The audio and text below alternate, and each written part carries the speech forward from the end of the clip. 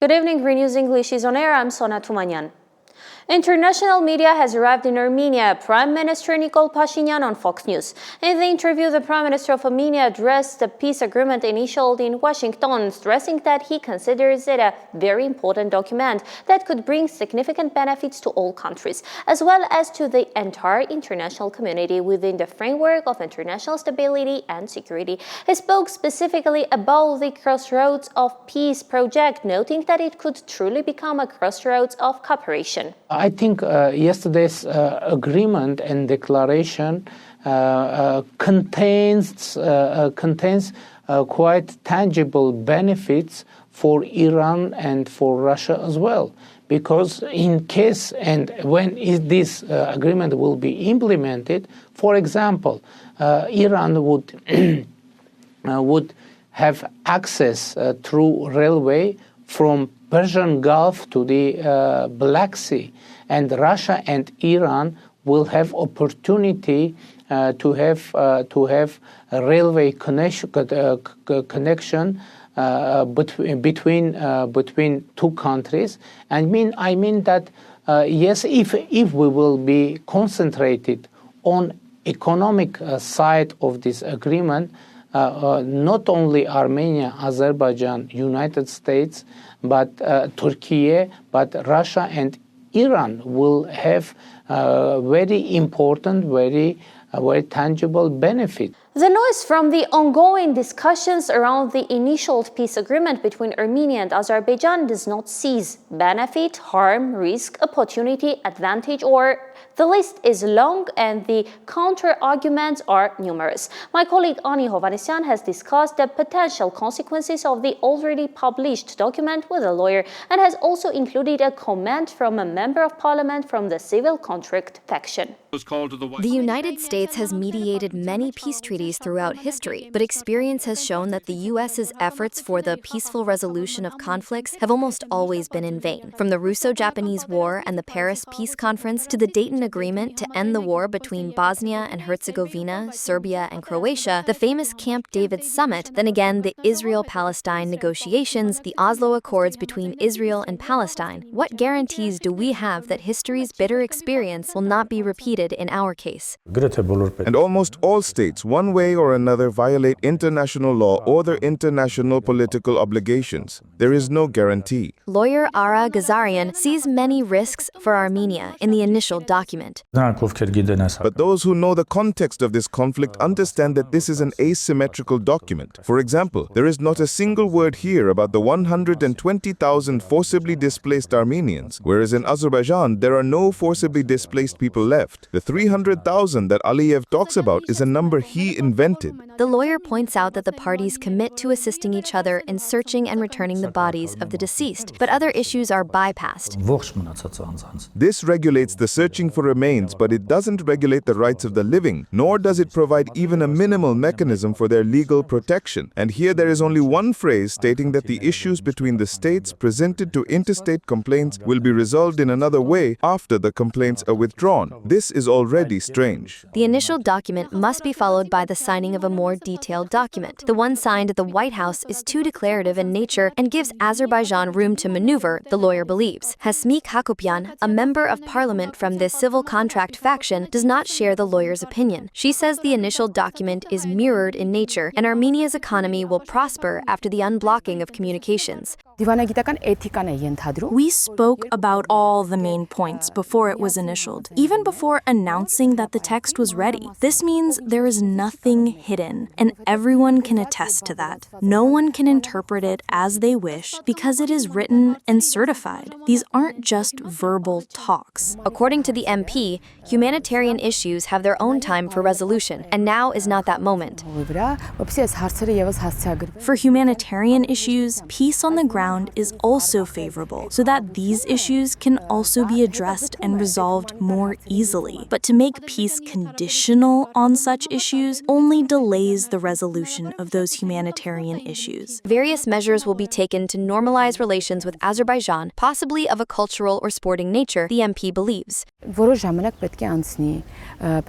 Some time must pass. As I said, the countries must have some mutual benefit. They must also start to have certain business interests, right? And we now want to open these communications for cargo. Hesmi Hakopian notes that even documents signed under the best conditions do not guarantee peace. It is necessary to be guided by common economic interests. Ara Gazarian is convinced this agreement is the price of military failure for which we are now paying. Ani Hovanesson, ReOpen Media.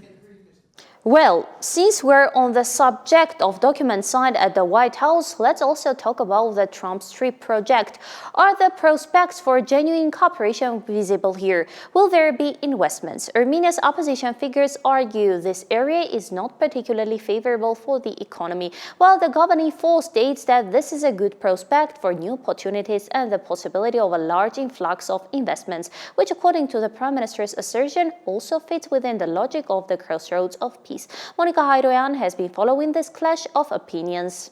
This is going to be the largest investment program in the history of the Third Republic. Nikol Pashinyan made the statement in Washington after the initialization of the peace agreement between Armenia and Azerbaijan. Pashinyan is confident that the U.S. will make large investments in various sectors of Armenia. The State Department also released a similar statement. The leaders of Azerbaijan and Armenia also signed bilateral economic agreements with the U.S., which unlock the significant potential of the South Caucasus in trade, transit, energy, infrastructure, and technology, as well as create new opportunities for Americans and American companies.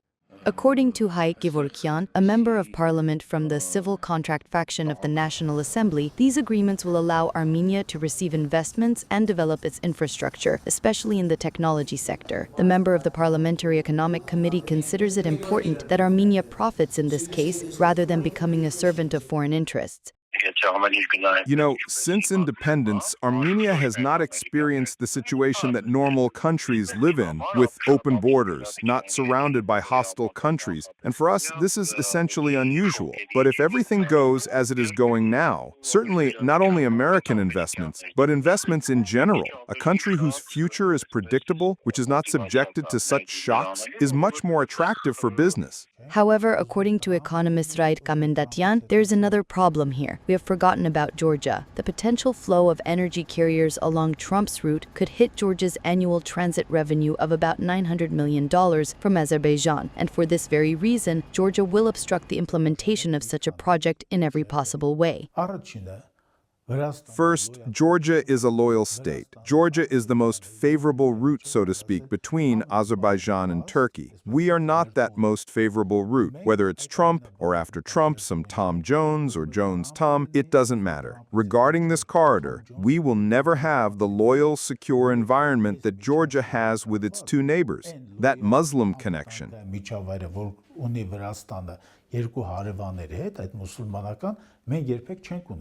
In the context of the 42-kilometer route, according to The Economist, we have two problems. Although our transit route is shorter, the energy carriers passing through Armenian territory cannot be fully utilized due to capacity limitations. Modeling shows that Armenia's net profit will be a maximum of about $40 million per year.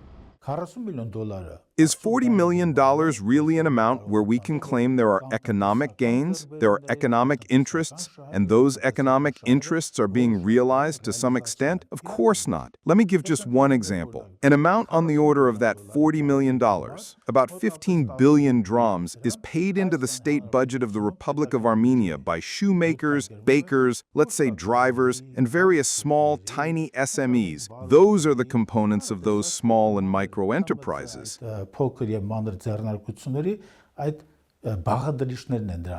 The economic motives and potential gains for Armenia, according to Kamendatian, will not be reflected in impressive numbers. It is obvious that the issue here is predominantly political, and this agenda is being pushed forward by misleading naive people who lack financial or economic education, convincing them that the country will supposedly receive hundreds of millions of dollars in income. Should I call it that agreement, or more accurately, a paper of humiliation? Hours after signing that paper, the leader of the Republic of Armenia, during a conversation with those journalists, was insisting that hundreds of billions of dollars will come to Armenia. Hundreds of billions of dollars will not come to Armenia. That is a lie. MP Hayk Gevorkyan, on the contrary, assures that there will be a flow of investments into Armenia, pointing to a number of sectors and branches that can become magnets for investment. That is agri-food processing, that is the IT sector, that is the engineering sector, which has traditionally always existed and has been developing at a very fast pace in recent years, even under these conditions. For example, if you look at how much processed food was exported from Armenia 6, 7, or 8 years ago, and how much is exported now, you will be very surprised, because the volumes have multiplied many times over. For example, in the IT sector, we have developments that we couldn't have even dreamed of a few years ago. Armenia's economic situation is multi-layered. Economic liberalization and new investment opportunities could have a positive impact on GDP and exports. But according to some economists, the discrepancy between statistical data and the standard of living, along with the instability of the investment environment, are concerning. For stable and long-term growth, both the favorable investment environment and transparency and reliability in state governance are necessary. Monica Hayroyan, ReOpen Media. While we are discussing the roads stipulated in the documents, Donald Trump is talking about Armenia's roads. Let's listen to the 47th U.S. president. But I said, what do you think? He said, well, the roads are better in Armenia than they are in Washington, D.C. It's embarrassing. The State Department's 2024 Human Rights Report states that Armenia's constitution and law prohibit arbitrary arrest and detention and provide for the right of any person to challenge the legality of their arrest or detention in court, and that the Armenian government has not always respected these requirements. I'll quote, according to human rights defenders, the police sometimes arrested people without official charges as a form of punishment. Lawyers noted that court decisions to detain people were unpredictable as defendants in similar circumstances were subjected to different restrictions. The report from the United States Foreign Policy Agency states. Armenia is preparing for the EAEU conference, which will take place on September 4th in Yerevan. The event's organizer, Meher Avedissian, has stated that during the conference, relations between Armenia and the Eurasian Economic Union and the impact of the EAEU on the prospects for Armenia's economic and political development will be discussed. And today, the regular session of the Eurasian Intergovernmental Council has begun in the city of Cholpan-Ata, Kyrgyzstan. Armenia's representative is Deputy Prime Minister Meher Grigoryan. And now we're going to Alaska, which has become the center of the world. Tomorrow could be very decisive for both Russia and especially for Ukraine. For the first time since his election, Trump and Putin will meet in Anchorage. The end of the war will pave the way for a Nobel Prize, and if about a month ago my use of the phrase dove of peace sounded sarcastic, now it has a serious ring of truth to it. Zelensky, as we have already mentioned, considers this meeting a personal victory for Putin. He will not be in Alaska, but tomorrow everything will resolve about Ukraine. Trump expects to get the answer he wants. By the way, just yesterday, I was looking at the chronology of meetings between Putin and US presidents. April 6, 2008, a meeting with George Bush. November 2015, a meeting with Barack Obama. June 16, 2021, a meeting with Joe Biden. June 28, 2019, the Trump-Putin meeting. And after so many handshakes, what will happen tomorrow?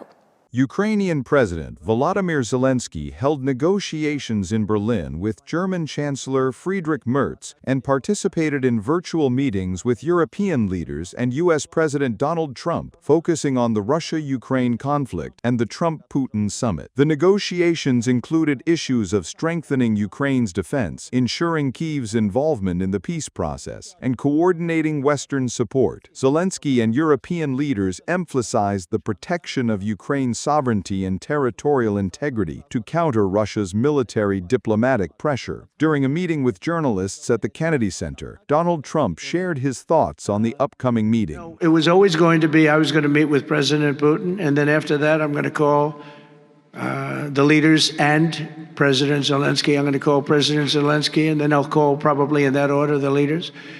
There's a very good chance that we're going to have a second meeting, which will be more productive than the first, because the first is I'm going to find out where we are and what we're doing. Again, this is Biden's war. This isn't my war. He got us into this thing.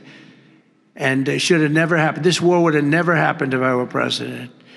But it is what it is, and I'm here to fix it. The Russian MFA also commented on the upcoming visit, stressing the importance of the meeting and presenting Russia's position on the issue. This meeting is being prepared thanks to the will of the President of Russia and U.S. President Donald Trump. As for the principled position on resolving the crisis, Russia's position remains unchanged, and it was voiced in this hall a little over a year ago. EU leaders also reaffirmed their positions. French President Emmanuel Macron and European Council President Antonio Costa reiterated that no decision regarding Ukraine's fate can be made without its participation. The first thing is that President Trump was very clear on the point that the American will for this meeting in Alaska was to achieve a ceasefire. And this is very important, that a ceasefire, which we support, is indeed possible on the occasion of this meeting. The second point is that territorial issues concerning Ukraine must be negotiated only with the participation of the President of Ukraine. President Trump clearly expressed his position, which is a good sign leading up to the upcoming meeting. The Trump-Putin meeting in Alaska on Friday, according to general opinion, could become an important impetus for the peaceful settlement of the Russo-Ukrainian conflict, but questions regarding possible territorial concessions still remain uncertain. David Genjoyan, ReOpen Media. Zelensky promised not to discuss territorial issues during a meeting with Russian President Vladimir Putin in Alaska, U.S. President Donald Trump announced during an online conference with European leaders. According to NBC News, many European leaders got the impression that Trump was not overly optimistic about the outcome of the meeting with Putin. Earlier, Donald Trump had stated that a peace agreement regarding Ukraine would include a certain exchange of territories and that Zelensky must be ready to sign something. But this optimistic note is further tempered by Trump threatening Russia with sanctions, of course, in the event of a failure to reach an agreement on a ceasefire. Let's watch the World News feed in one video together. Ukrainian President Volodymyr Zelensky visited Berlin to meet with European leaders ahead of the U.S.-Russia summit, emphasizing Kyiv's strategic interests. Ukrainian President Volodymyr Zelensky stated that he warned U.S. President Donald Trump before negotiations with Vladimir Putin that the Russian leader is bluffing about his desire to end the war. Speaking in Berlin with German Chancellor Friedrich Merz, Zelensky noted that Putin is applying pressure on all parts of the Ukrainian front to demonstrate that he can capture the entire country. He emphasized that territorial issues must be discussed during a trilateral meeting with Ukraine's participation. In Belgrade, police intervened to end confrontations between supporters of the ruling Serbian Progressive Party and anti-government protesters. President Alexander Vučić accused foreign forces of organizing the unrest and promised arrests, while demonstrators demand early elections, blaming corruption for the collapse of the Novi Sad railway station. The protests began last November following the disaster that caused the deaths of 16 people. Syria and Turkey held high-level meetings in Ankara, which resulted in the signing of a military cooperation agreement focused on military training, consultation, and personnel exchange to strengthen the capabilities of the Syrian army. The agreement includes counter-terrorism, demining, cyber defense, military engineering, logistics, and peacekeeping operations, with both sides accusing Israel of fomenting instability in Syria. Turkish Foreign Minister Hakan Fidan emphasized that Syria's security is a priority for Turkey, but warned that if Turkey's security demands are not met, particularly regarding Kurdish militants, Turkey may take additional actions. Kim Yo-jong, the sister of the North Korean leader, stated that they have not dismantled the propaganda loudspeakers and do not intend to do so, calling South Korea's peace proposals an illusion. She called the military drills of South Korea and the U.S. useless, insisting that the allies' hostile intentions have not changed. David Genjoyan, ReOpen Media. Another Thursday, another government session, which was chaired by Deputy Prime Minister Tigran Khachaturian as Prime Minister Pashinyan is on leave until the end of the week. The session Commission's agenda includes 51 items. 48 of them are non-reportable, 2 are reportable, and 1 is classified. On the agenda are issues about approving the procedure for implementing measures to encourage a healthy lifestyle and promote alternative forms of transportation among the public, as well as accepting and registering property as a donation. The executive body has decided to exempt members of the Armenian national football team Albert Khachumian, Karen Melkonyan, and Arsen Sadoyan from compulsory military service. Southampton is ready to pay 12 million euros for the transfer of Eduard Spertian, the midfielder for the Armenian national team and Russian champion Krasnodar. The 25-year-old footballer has confirmed that the English club has made an offer for this transfer. According to the national team's leading player, everything is serious, but it is still too early to talk about the move. He still needs to consult with Krasnodar's president Sergei Galitsky before making a decision. I am Sona Tumanyan. Stay informed with ReNews. Goodbye.